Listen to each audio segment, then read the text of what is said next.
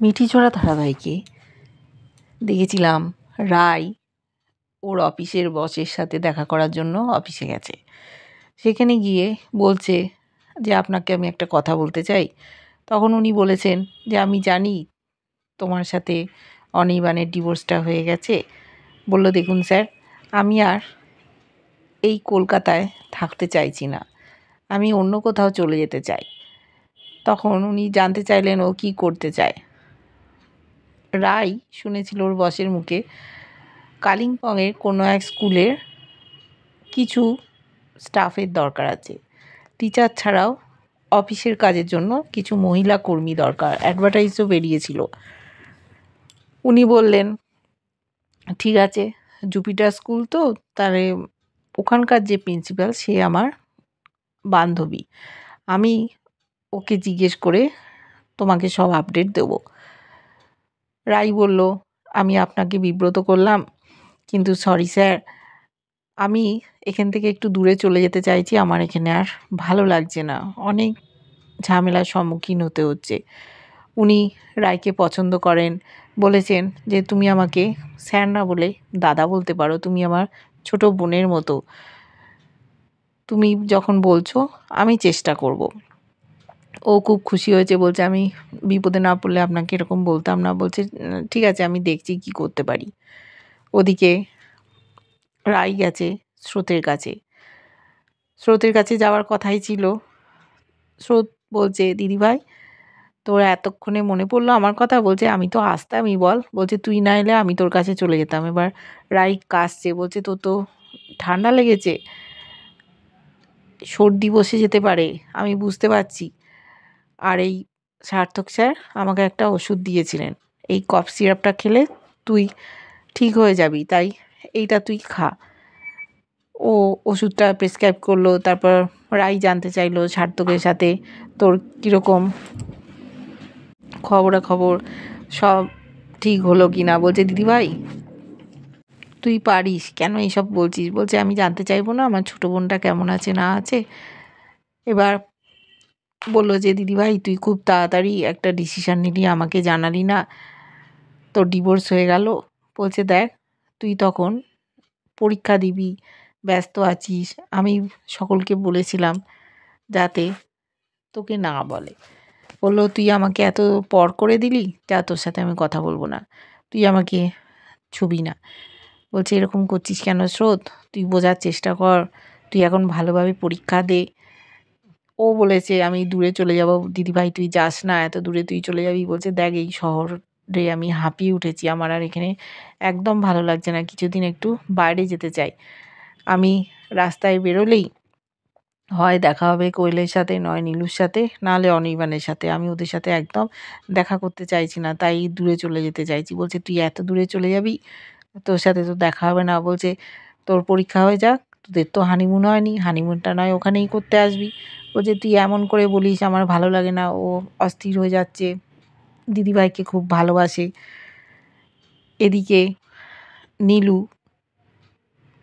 সে নিজের কাজের বন্দোবস্ত করছে, ওকে বলে দিয়েছে বাড়ি থেকে চলে যেতে হবে, কোথাও কাজ পাচ্ছে না। একমাত্র বিউটি পার্লারে কাজ করতো, বিউটিশিয়ানের কোর্স করেছিল, তার কাছেই গেছে যেখানে করতো, সেখানে কোনো এখন ভ্যাকেন্সি নেই।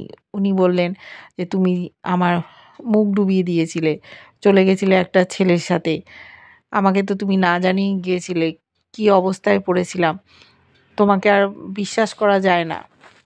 তারপর বলল তুমি ধরা পড়েছিলে না, থানায় নিয়ে গেছিলো, কোনো একটা কেসের সাথে যুক্ত হয়েছিলে। বলছে না না আমি সে না, অন্য নীলাঞ্জনা, আপনার ভুল হচ্ছে। সেই সময় আরেকটি মেয়ে এসে বলছেন না এই সেই, এ হিউম্যান ট্রাফিকিংয়ের কেসে জামিনে ছাড়া পেয়ে আছে, ও ননদকে পাচার করে দিচ্ছিল। বলছে সে কি, আমি তো তোমাকে ভেবেছিলাম অন্য কোথাও চাকরির বন্দোবস্ত করে দেবো, আর তুমি এইসব ক্রাইম করে বেড়াচ্ছ, ভাগ্যিস তুমি বললে। ও তখন বলছে এই সবগুলো ভুল, আমাকে ছেড়ে দিয়েছে, আমাকে একটু ভরসা করুন আপনি, আমার কোনো উপায় নেই, আমাকে একটা কিছু চাকরি করে খেতে হবে। কিন্তু ওরা হাত তুলে দিল, সকলে চলে গেল, বদনাম হয়ে গেছে। মনে মনে ভাবছে দিদিভাই তুই আমার এত বড় ক্ষতি করে দিলি, আমি তোকে ছাড়বো না, তোকে আমি শেষ করে দেবো। সেই সময় ফোন বেজেছে। ও ভাবছে এ আবার এখন ফোন করছে কেন? ওদিকে দেখেছি কোয়েল বাড়ি থেকে চলে গেছে, একটা হোটেলে গিয়ে উঠেছে মেয়েকে নিয়ে। ও ভাবছে এরকম একটা ঘরে থাকতে হবে, ভাবতে পারিনি আর কদিনই বা চালাবো। একটা ওখানকারই লোক এসছে, যে কেয়ারটেকার, জল টল দিয়েছে।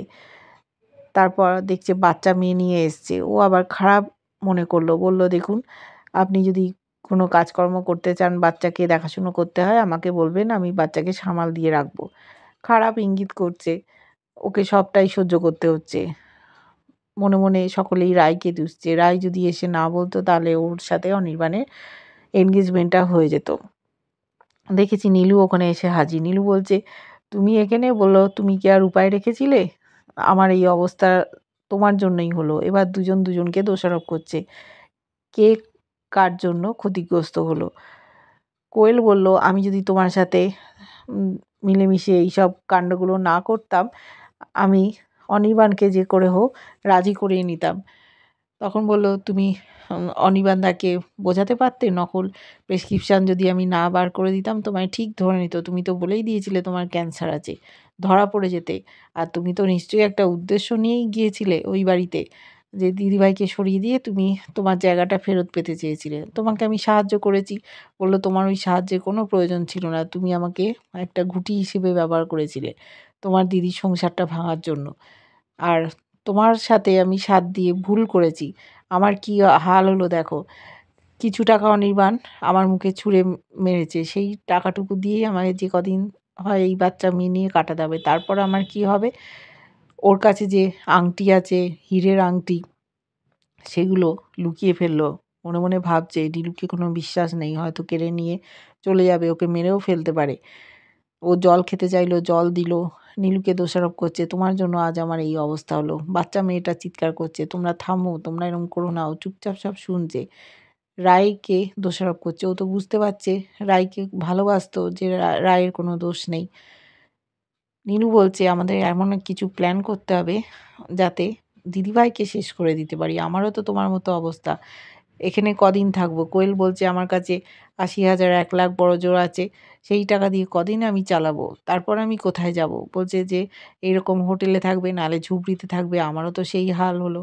আমাকে দাদাভাই আল্টিমেটাম দিয়েছে, বাড়ি ছেড়ে চলে যেতে হবে। আমার কোনো কাজকর্ম নেই, তোমার কাছে তো তাও কিছু টাকা আছে।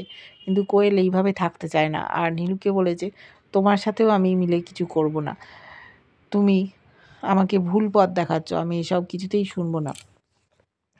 নীলুও বিপদে পড়ে গেল।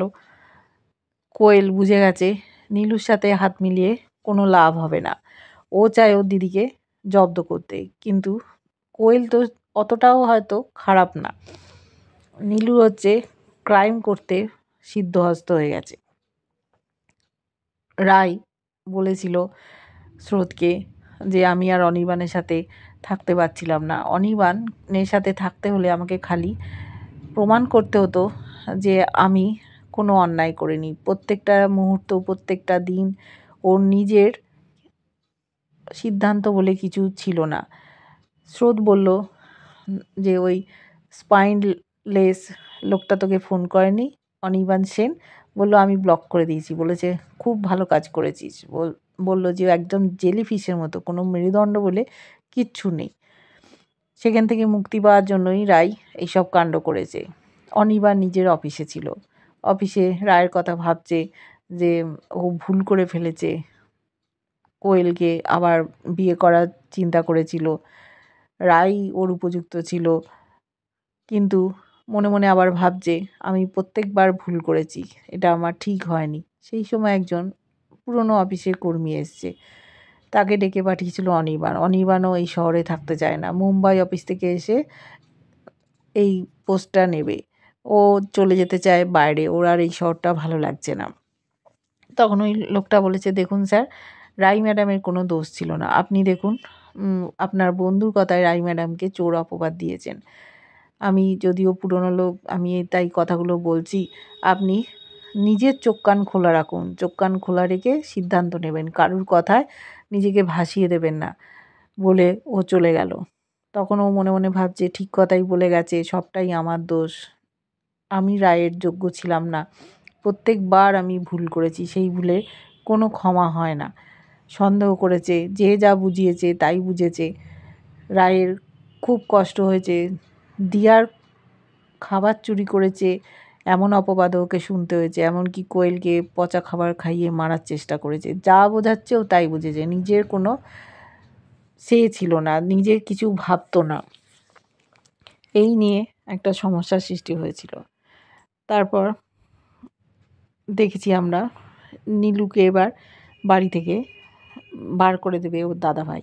এদিকে রাই নিজের ঘরে দরজা বন্ধ করে কিছু একটা করছে, আর ওর দাদার মেয়ে সমানে দরজা ধাক্কা দিচ্ছে, পিপির সাথে কথা বলবো, আর বৌমণি আটকাচ্ছে, বলছে না তুমি এখন কথা বলবে না, ব্যস্ত আছে, কাজ করছে বড় পিপি।